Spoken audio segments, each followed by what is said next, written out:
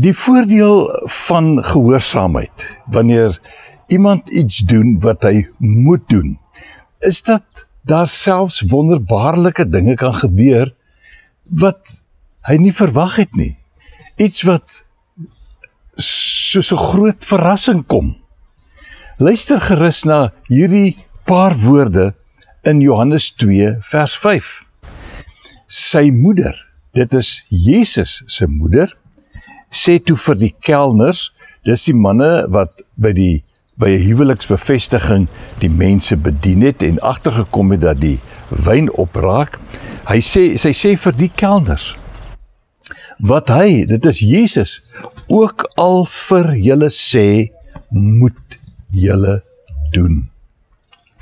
Hierdie paar woorde het 'n wonderbaarlike gevolg gehad, want hulle het gehoor wat sy sê, gedoen wat sy sê en 'n wonderwerk beleef.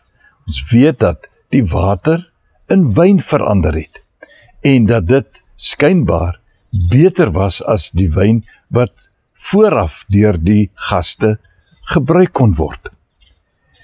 Om te hoor, te luister en te doen is iets wat ons moet.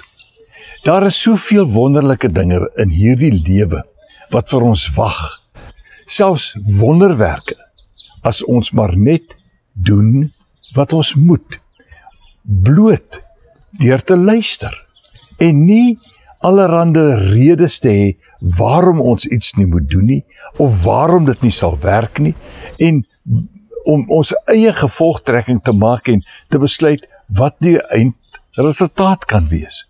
Hierdie kelners het eenvoudig net gedoen wat hulle moes. Ek wens ons was almal maar net kelners, wat ander bedien het, wat gehoor het wat ons moet, en kon doen, en dan deel kan wees van wonderbaarlike gevolge.